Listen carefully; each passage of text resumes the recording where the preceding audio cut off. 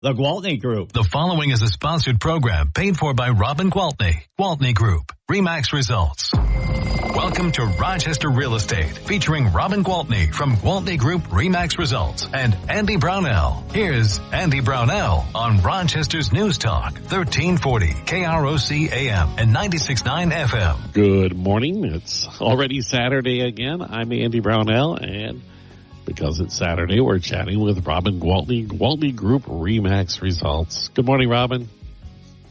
Hey, good morning. Another week flashed by just like that. Oh my gosh, it's so crazy. I actually had a shortened week because I had traveled to Chicago for a couple of days and did some guest speaking at two different offices, one in Grays Lake, Illinois, and one in Oak Brook, Illinois. So I got to meet a lot of new RE/MAX agents and, excuse me, just share some tricks of the trade and talk about things that work. And, you know, of course I told them they need to get their own radio show. That's the secret to success. So if you're a suburb of Illinois and the town starts with the word Oak, I imagine they're pretty nice areas. Oh, wow. It was crazy nice. Their office was beautiful. I actually had a little fun because the broker owner drives a Bentley. So I'm like, okay, I need a picture in your car. And then her office manager came out and made a video of us, like, you know, dancing to some music in the car. We had a good time. Yeah. It's a little different than life in Rochester, and it's a lot different than life in Reed's Landing, but it was fun. Yeah. Yeah. A Bentley would stand out a little bit at Reed's Landing. You think so? Yeah, I think so. Anyway, it might stand out a little bit in Rochester too, for that matter. It was, it was such a beautiful, we had some beautiful weather. We were there on, Wednesday and Thursday, and they were just, Thursday was like a really sunny, gorgeous day. And so it's a little white convertible. So we had the top down, and she goes, "You want to go for a ride?" I'm like, "No, I really didn't come here for that. I think we need to just get to what we came for," but it was fun. I remember this is decades ago. There was a local realtor. I'm not going to name the person, but he had a Ferrari back. Oh, wow. This would have been in the 1970s. Wow. And the same thing. You want to go for a ride in my Ferrari? You're like, because who has a Ferrari, right? That's so funny. Oh, and so that reminds me of a video I saw. So we were talking, and one of the things I was talking about is, video and advertising and what people are doing. And there was this young agent there. He was like 22, 23 years old. Really cute kid, really energetic, enthusiastic. And he was showing me one of the videos he made. And it was so funny because he borrowed her Bentley and he was in the driver's seat. And somebody came up to him. Of course, it was his friend doing the video. And he's like, "Wow, man, that's a nice car. What do you do for a living?" And he goes, "Oh, I'm a real estate agent." And he goes, "Wow, that is a great car." And then he gets out, he goes, "Why? Do you want to buy or sell a house?" And the guy goes, "Oh, no, not at this time." And he jumps out of the car and he chases him down the sidewalk. "You sure you don't want to buy or sell a house?" It was pretty funny. That I said, one of the things that I always talk about when I speak is you've got to be authentic you. Like if I made a video like that, people would think, did Robin fall and hit her head or what happened? It's like you have to be true to your personality. And that kid was, and I thought it was super effective and super cute. But anyway. And all I kept thinking was her auto insurance agent will see the video and go, "You're letting a 20-year-old kid drive that car? What are you thinking?" Oh, that's so funny. Oh, boy. Well, luckily it was parked. I don't think we actually drove it. So speaking of decades, and I was going through articles for this week's show, I came across one that almost made me cry. It's on the cover of Real Estate News, and the title is "On the Move." And the top story is about John Collapy, our broker owner, who I absolutely adore, love, respect, admire, all of those things. And, oh my gosh, when I got the phone call that he was going to be stepping down, I was so sad. Happy for him, of course. He's been at this for over 40 years. He has built the most amazing franchise, multi-billion-dollar franchise. And he just, his story of how he did it, his determination and his work ethic. It's just something to admire so much. But boy, oh boy, I will miss him. And I mean, he didn't die. He's not going away. He's just going to retire and enjoy his life. So I don't want to be selfish about it, but I'll just miss his, my day-to-day, week-to-week interaction with him. And he says, oh, no, you can still call me for anything. I'm like, no, that's not how it works. You're retired. I won't be that person. I will let you be retired. But one of his daughters, Suzanne Bouchard, is going to step up and be the new president. She had been running our closing company, their closing company results title. She had been in charge of that in all their branches, and now she's going to be the president of the company. So it's a big move for her. Well, it's perfect, though, too, because it seems like that would be almost a seamless transition. Exactly. I will say I did swallow the news a little bit easier when I found out that Suzanne was going to step into his place, because I agree with you. I feel like that, he's still in her ear, right? He'll still guide her, and our CEO, Brenda Tusshaus, is amazing. And she's been our CEO for a while. So I will say our company has already had some pretty darn strong women at the top, and now we'll just add one more to that collection. There you go. But yeah, we're all right. We'll be fine. Well, and you have that, an organization has values. Exactly. And when a transition happens that way, and it's especially if another family member takes over, you can have a fair amount of confidence that value system will survive. Exactly. And, this is the thing. John started out by buying with his partner one RE/MAX franchise.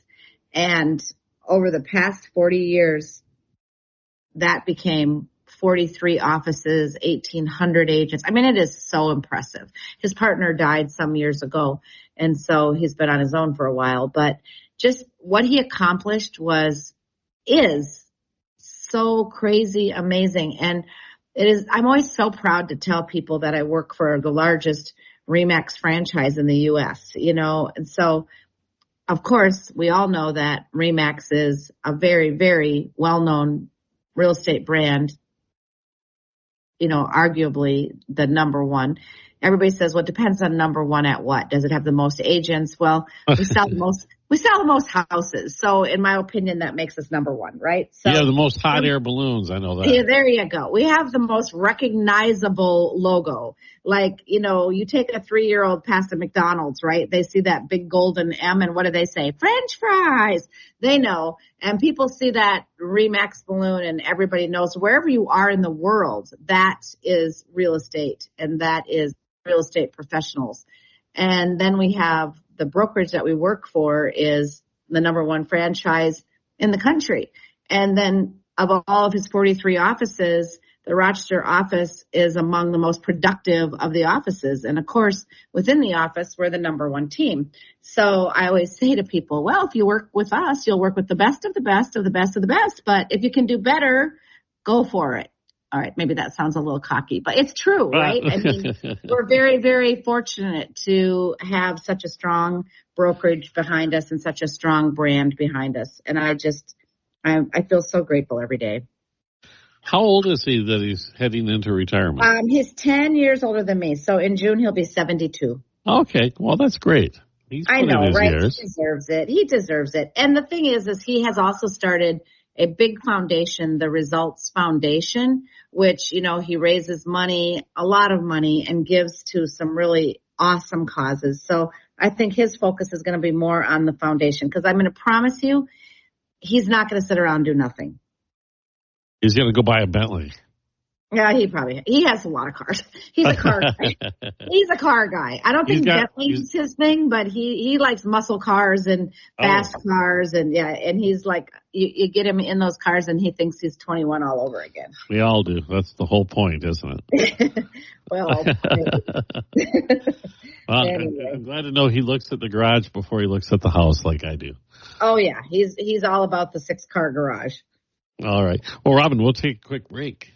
We'll be right back. We're talking with Robin Gwaltney, Gwaltney Group, RE/MAX results. It's News Talk 1340, KROC AM and 96.9 FM. We'll be right back with Robin Gwaltney and Andy Brownell on Rochester Real Estate. This is News Talk 1340 KROC AM and 96.9. Rochester Real Estate with Robin Gwaltney from Gwaltney Group-RE Results and Andy Brownell on Rochester's News Talk 1340 KROC AM and 96.9 FM. Welcome back, everyone. Andy Brownell with Robin Gwaltney, Gwaltney Group-RE Results, and you're a franchise owner, Mr. Collapy. When does his retirement? Collapy. He's actually, it's official. Collapy. Mm-hmm.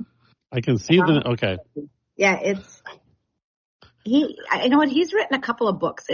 I should give them to you and you should read them because you'll find out what an interesting cat he really is. And they're short, easy reads. And I'm going to do that. Remind me to do that. Okay. I'm going to give you these books and have you read those. But anyway, John, I just feel, honestly, I don't want to sound like a broken record, but I just feel so blessed to have worked for him for these last 10 years and to have become such a close personal friend of his and to have him in my life because I can't even put in words how much he means to me. He's just a fabulous person. But let me just tell you about what he's accomplished, okay? So I said that we're the number one franchise. We're actually the number two franchise because the number one franchise is in Canada, but we are the number one franchise here in the U.S., all right? And in 2022, he was actually ranked among the top 25 franchises of all brands, okay? So not just RE/MAX. So, I mean, this man is crazy, successful. And according to the T360's 2023 Real Estate Almanac, our company had over $7.4 billion in sales volume that year, okay? Wow.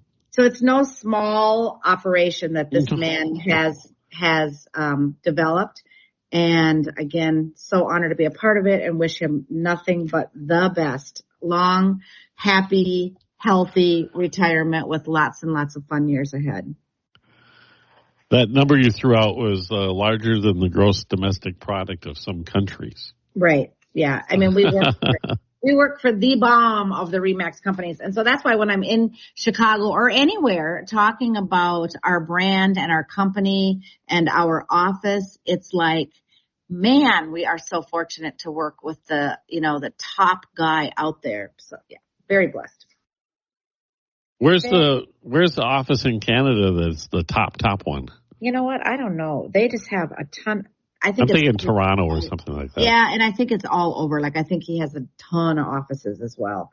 But and they've there were some years where they flip-flopped back and forth because then, John would buy a couple other RE/MAX companies. So he'd go ahead and agent count number. And then that guy would buy it up, so they'd go back and forth. But anyway. Okay, so Robin, what makes the RE/MAX Results brand? I mean, what did he bring to the table that made it work so well?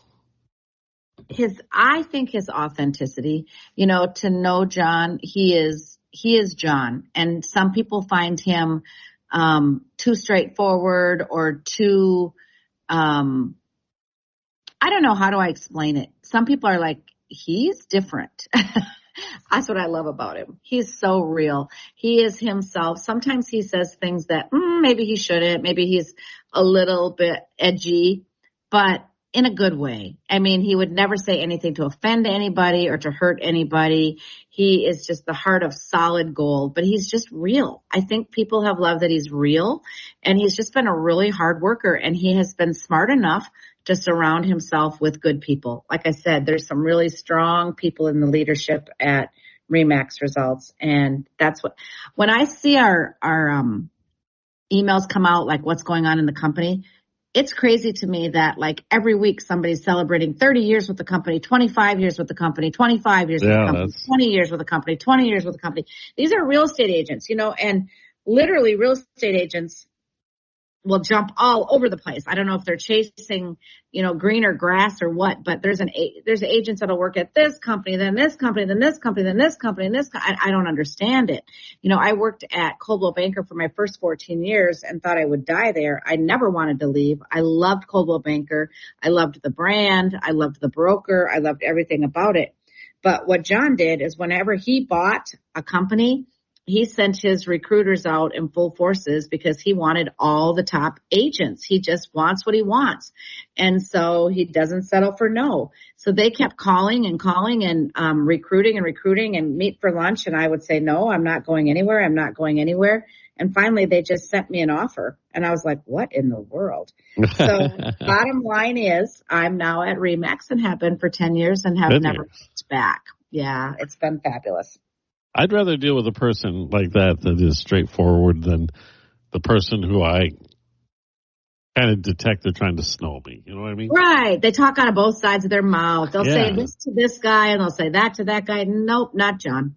He's about as straightforward as they come, and he'll tell you what's on his mind, and he'll stick to it. And I love that about him. Absolutely. Deal with it. Deal with it. Exactly. So hopefully he'll have a fabulous, fun retirement. But like I said, he ain't going to quit working. He's got that foundation. Yeah. He'll be busy running the foundation, raising more money, doing more good. Well, congratulations. Yes, I know. Congratulations to John. Not to me. I'm sad, but I'll survive. All right. What else should we talk about? Home prices continue to reach new highs. They're just going up, Andy. They're not getting any cheaper. Somebody predicted that. Who was that? I don't know. The latest Case-Shiller Index reported another record high with U.S. home prices increasing 6.5% year over year. So there you go. The bank account I live in. The bank account you live in. Don't forget it. So April's median existing home sale price of $407,600. Now this is from NAR, so this is across the nation. You know, we're not far off the average of across the nation, to be honest. But the April's median existing home sale price of $407,600 was the highest ever recorded for the month of April. And last month in May, that price has gone up to $433,500. So it's not, they're just going up. Yep. And so the record high was $460,300 in October of 22. So prices, you know, as we know, did go down a little bit after they skyrocketed. Sure. Because again, it wasn't that values had increased. It was that people were paying over value to win in crazy multiple offer battles, right? But even those folks now have largely remade. I mean, their actual value has caught up with. Especially if they did it early in the. I'll tell you, I had this conversation with my daughter about, you know, personal, what is it called, net worth, right? Yes. And we were talking, you know, our generation will never be able to enjoy the wealth that your generation was able to build because of, you know, I said, what are you talking about? I go, this home you own is going to account for a big chunk of your net worth, and it's already gained in value from the time you bought it a year and a half ago. It's already gained 15% in value. Exactly. It's like, it's the bank account you live in. And keep that in mind and take care of it. Yeah, absolutely. We have to take another break. Oh my gosh. I know. Yeah. All right. Time continues to zip by. We will return in a moment with Robin Gwaltney, Gwaltney Group-RE results on News Talk 1340, KROC AM and 96.9 FM. We'll be right back with Robin Gwaltney and Andy Brownell on Rochester Real Estate. This is News Talk 1340, KROC AM and 96.9 FM. To Rochester Real Estate with Robin Gwaltney from Gwaltney Group-RE results and Andy Brownell on Rochester's News Talk 1340 KROC AM and 96.9 FM. It's Saturday morning. I'm Andy Brownell with Robin Gwaltney, Gwaltney Group-RE results. And this is our chat about the Rochester area, southeastern Minnesota area real estate market. And as you were saying, home values continue to go up. And I'll just give you a little bit of a broader picture. Okay. So we'll talk about what's going on across the country. So some of those areas, like those pandemic boom towns, if you remember us talking about Austin, Texas, one year went like 33 or 35% year over year. The Scottsdale, Phoenix, Arizona area was the same. I mean, they were going nuts. California. Well, according to this article, it says that the pandemic boom towns are taking a back seat now. So COVID was a boom for those Sunbelt markets, but the bigger gains the last couple of years have been in the northern metro cities. So regionally, the Northeast saw the highest annual gain with 8.3% growth. So I think everybody that scattered out of the cities, out of New York City, out of Boston, out of some of those big cities because of COVID, are obviously going back. Now, maybe it's not the same people. Maybe other people are moving into the city. Hard to say. But those cities are seeing the prices growing now. So regionally, the Northeast saw the highest annual gain with 8.3% growth. Wow. While the momentum has slowed in some areas that previously experienced that fast growth, such as Phoenix and Dallas and Tampa. So cities with the biggest gains, well, here's California again. San Diego up 11.1%. I don't think they could really afford that. It was already a really expensive. Oh my gosh, yeah. New York up 9.2%. Cleveland up 8.8%. Los Angeles 8.8%. And Chicago and Boston were both very close behind with an 8.7% gain. So monthly growth was more modest at 1.6% overall for city indexes, but among the metros that were analyzed, Seattle and San Francisco saw the biggest increases between March and April. So where prices and inventory are headed, I mean, a lot of people ask me that all the time, and it says that some housing market economists expect the price growth to slow some in the coming months, which combined with improving supply could potentially offer some relief to the buyers. Well, wouldn't that be lovely? Yeah, well, that's what the Fed keeps waiting for, right? Yeah, exactly. That's what they've been looking for all along, is a little bit of a leveling off here. Right. And given the surge in the mortgage rates, between the end of March and the beginning of May, we actually expect both home price growth, inventory, and home sales to moderate in future housing markets. So I feel like that is, like you say, has been the goal and is happening. All I can tell you is we remain very busy. I was very proud of the fact that 100 days into the year, we sold 100 properties. Now I think we're probably, I don't even know, but getting closer to, what is it? Well, it's end of May. So June. It's actually, my goodness, we skipped into June and I didn't even notice. Yeah, so January, February, March, April, May. Let's just say 150 days roughly into the year. And I think we're at like 138 transactions. So, but now we're really busy, so it won't be long and we'll level out again. So if we stay on track to do a deal a day, I am pretty doggone excited about that. So yeah, that's amazing. Busy for sure.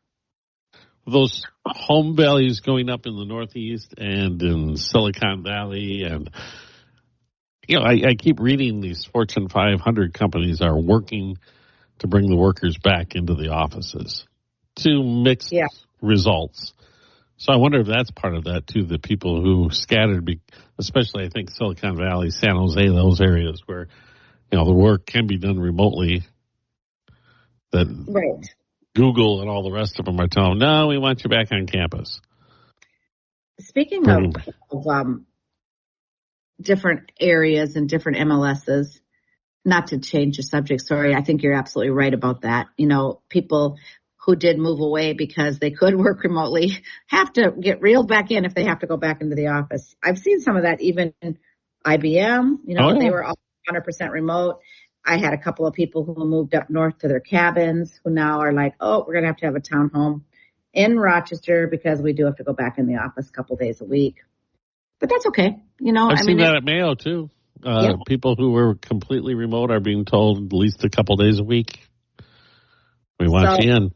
Well, and I guess, remember how concerned I was about what's going to happen to all the commercial real estate if everybody works from home. Yeah. So I think there is definitely some, there's just a lot to balance. Let's just say there's a lot to balance. The restaurants where people went to eat lunch over their noon hours, if they're all at home, there's just a lot. The economy is a really sensitive environment, isn't it? Yes.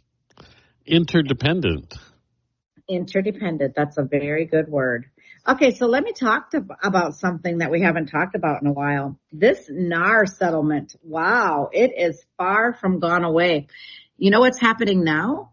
Some of the big MLSs, there's one like out in the Northwest Seattle area, they just finally said, forget about it. We're not doing it. We're not changing anything. And they decided we're just going to disengage from the National Association of Realtors. We'll be our own local real estate government, and we're going to do it the way we've always done it. Oh, wow. Yeah, and I think, That's how that, well, what usually happens when one leads, more will typically follow. So I feel like, the DOJ just isn't happy with what everybody agreed upon. Like they agreed that, okay, we will no longer publish the commission. It'll have to be written in the purchase agreement.